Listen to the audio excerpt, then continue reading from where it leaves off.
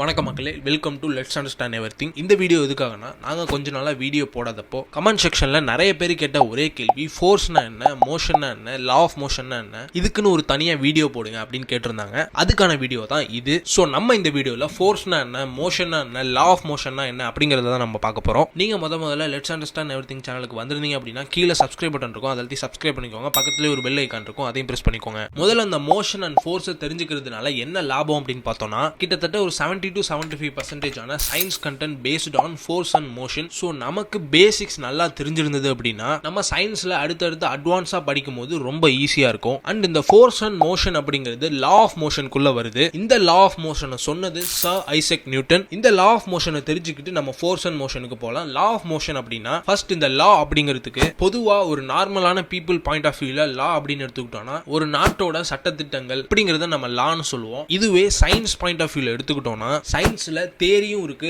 லாவும் இருக்கு. இந்த தியரி அப்படின்னா என்னன்னா, தியரி அப்படிங்கிறது ஒருத்தவங்களால உருவாக்கப்பட்டிருக்கும். அந்த தியரி உண்மைதான் அப்படின்னு சொல்லி ஒரு செட் ஆஃப் பீப்புள் இருப்பாங்க. அந்த தியரி உண்மை இல்ல, பொய் அப்படின்னு சொல்லி இன்னொரு செட் ஆஃப் பீப்புள் இருப்பாங்க. சோ இந்த தியரி அப்படிங்கிறது ரெண்டு சைடுக்கும் டிபேட்டபிளா இருக்கும். ஆனா லா அப்படின்னா உலகத்துல இருக்கிற எல்லாருமே அக்செப்ட் பண்ணிக்கிட்டதுனால தான் அதுக்கு பேர் லா. இதுக்கு ஆர்கியூமெண்ட், டிபேட்டபிள் எதுவுமே இருக்காது. எந்த விஷயம்லாம் எல்லாராலையுமே கரெக்ட் அப்படின்னு சொல்லி ஏத்துக்கப்படுதோ அதுக்கு பேர் தான் லான்னு சொல்லுவாங்க. சோ இந்த லா ஆஃப் மோஷனோட சிம்பிள் கான்செப்ட் என்னன்னா, இந்த உலகத்துல எந்த பொருள் எல்லாம் மூவிங்ல இருக்கோ அந்த பொருளுக்கெல்லாம் பின்னாடி கண்டிப்பா ஏதோ ஒரு இடத்துல ஃபோர்ஸ் அப்படிங்கிற ஒரு விஷயம் இருக்கும். ஒரு சயின்டிஸ்ட் ஒரு எக்ஸ்பெரிமெண்ட் பண்ணி ஒரு ஸ்டேட்மெண்ட் சொல்றாரு, அதை ஏன் லா அப்படின்னு சொல்றாங்கன்னா, அந்த ஸ்டேட்மெண்ட் பிரசன்ட்லயும் ட்ரூவா இருக்கணும், பாஸ்ட்லயும் ட்ரூவா இருக்கணும், ஃபியூச்சர்லயும் ட்ரூவா இருக்கணும். அப்படி இருந்தா மட்டும்தான் அதை லான்னு சொல்லுவாங்க. ஃபார் எக்ஸாம்பிள் நியூட்டன் ஒரு ஸ்டேட்மெண்ட் சொல்லியிருப்பாரு, அதாவது ஒரு பொருள் ரெஸ்ட்ல இருக்கு, அந்த பொருளை நம்மளோட எனர்ஜியை யூஸ் பண்ணி அதை மூவ் பண்ண வச்சோம்னா இன்னொரு எனர்ஜியோ இன்னொரு ஃபோர்ஸோ இல்லாம அந்த பொருள் திரும்பவும் ரெஸ்ட்ல நிக்காது. இதுதான் நியூட்டனோட ஒரு ஃபேமஸான லால இருக்கிற ஒரு ஸ்டேட்மெண்ட். ஃபார் எக்ஸாம்பிள், இப்போ ஒரு பையன் ஒரு பாலை கிக் பண்றான்னா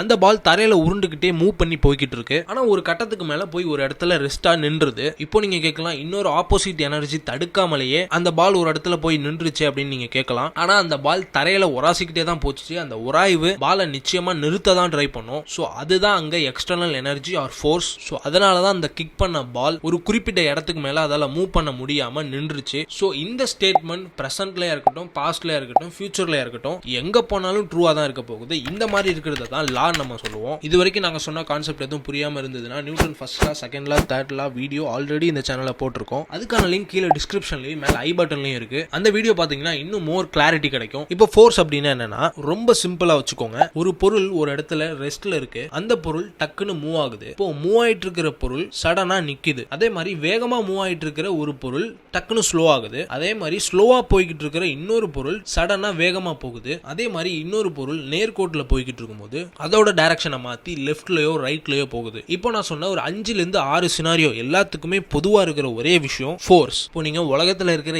எந்த பொருளை மூவ் பண்ணணும்னாலும் அதுக்கு நீங்க ஒரு ஃபோர்ஸ் கொடுத்தா மட்டும்தான் அந்த பொருள் மூவ் ஆகும். ஃபார் எக்ஸாம்பிள், ஒரு கதவை இழுக்கிறீங்க, திறக்கிறீங்க, அது ஒரு ஃபோர்ஸ். ஒரு பாலை கிக் பண்றீங்க, அது ஒரு ஃபோர்ஸ். ஒரு பொருளை ஒரு இடத்துல இருந்து எடுத்து இன்னொரு இடத்துல வைக்கிறீங்க, அதுவும் ஒரு ஃபோர்ஸ். இந்த மாதிரி ஒரு பொருளை மூவ் பண்ண வைக்கிறதுக்கு நம்ம ஒரு எனர்ஜி கொடுப்போம். அந்த எனர்ஜிக்கு பேர் தான் ஃபோர்ஸ். அடுத்தது மோஷன். மோஷனை பத்தி தெரிஞ்சுக்கிறதுக்கு முன்னாடி 5 இம்பார்ட்டன்ட் டேர்ம்ஸ் பத்தி தெரிஞ்சுக்கணும். முதல் டேர்ம் மெக்கானிக்ஸ், ரெண்டாவது டேர்ம் ஸ்டாட்டிக், மூணாவது டேர்ம் டைனமிக், நாலாவது கைனமெட்டிக்ஸ், அஞ்சாவது கைனெட்டிக்ஸ். முதல்ல இந்த மெக்கானிக்ஸ் அப்படின்னா ஒரு பொருள் மேல ஒரு ஃபோர்ஸ் கொடுத்தோம்னா அது என்ன ஆகும் அப்படிங்கறத பத்தி தெரிஞ்சுக்கிறது தான் மெக்கானிக்ஸ். ஸ்டாட்டிக்ஸ் அப்படின்னா இதுவும் more or less similar to mechanics. ரெஸ்ட்ல இருக்கிற ஒரு பொருளுக்கு மேல ஒரு ஃபோர்ஸ் கொடுத்தோம்னா அந்த பொருள் என்ன ஆகும் அப்படிங்கறத பத்தி படிக்கிறதுக்கு பேர் தான் ஸ்டாட்டிக்ஸ். டைனமிக் அப்படிங்கிறது ஒரு பொருள் ஆல்ரெடி மூவிங்ல இருக்கு, அந்த பொருளுக்கு மேல திரும்பவும் ஒரு ஃபோர்ஸ் கொடுத்தா அந்த பொருள் என்ன ஆகும் அப்படிங்கறத பத்தி படிக்கிறதுக்கு பேர் தான் டைனமிக்ஸ். அடுத்தது கைனமெட்டிக்ஸ் அப்படின்னா என்னன்னா, ஒரு பொருள் மூவ் ஆகுது அப்படிங்கிறது தெரியும், அதுக்கு பின்னாடி இருக்கிற ரீசன் இந்த கைனமெட்டிக்ஸ்ல நமக்கு தெரியாது. இதே கைனெட்டிக்ஸ் அப்படின்னா ஒரு பொருள் மூவ் ஆகுது, அந்த பொருள் எப்படி மூவ் ஆச்சு அப்படிங்கிற காரணத்தை தெரிஞ்சுக்கிறது தான் இந்த கைனெட்டிக்ஸ். இப்போ மோஷன் அப்படின்னா என்னன்னா ரொம்ப சிம்பிள். ஒரு பொருள்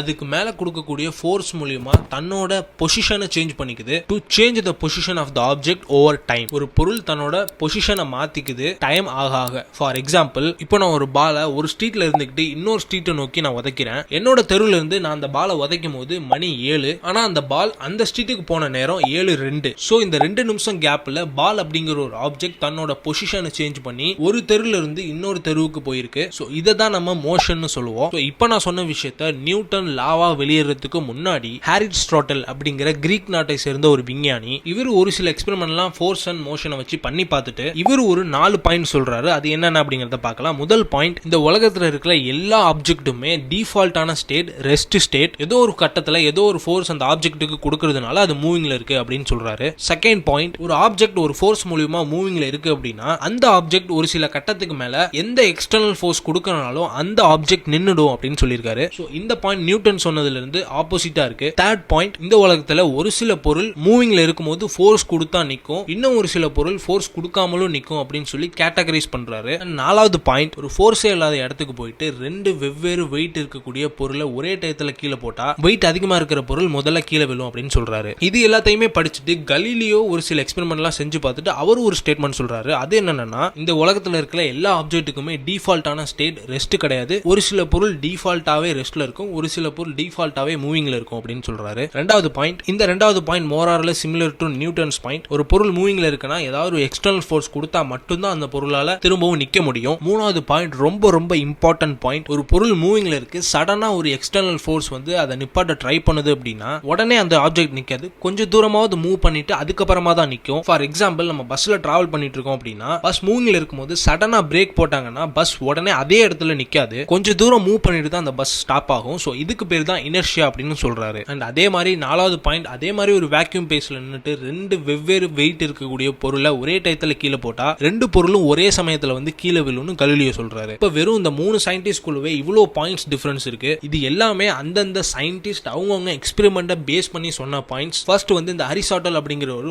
20% ஆஃப் ஃபோர்ஸ் அண்ட் மோஷன்னா என்ன அப்படிங்கறத கண்டுபிடிச்சாரு. அதுக்கப்புறம் கலீலியோ வந்து ஒரு 50% ஆஃப் ஃபோர்ஸ் அண்ட் மோஷன்னா என்ன அப்படிங்கறத கண்டுபிடிச்சாரு. அதுக்கப்புறம் நியூட்டன் 100% கரெக்டா சொல்லியிருந்தாரு what is force and motion அப்படிங்கறத. அண்ட் இந்த வீடியோ உங்களுக்கு பிடிச்சிருந்தது அப்படின்னா கீழே சப்ஸ்கிரைப் பட்டன் இருக்கு, அதை அழுத்தி சப்ஸ்கிரைப் பண்ணிக்கோங்க. அண்ட் இதே மாதிரி இன்னும் நிறைய வீடியோ வேணும்னா கீழே உள்ள கமெண்ட் பாக்ஸ்ல கமெண்ட் பண்ணுங்க.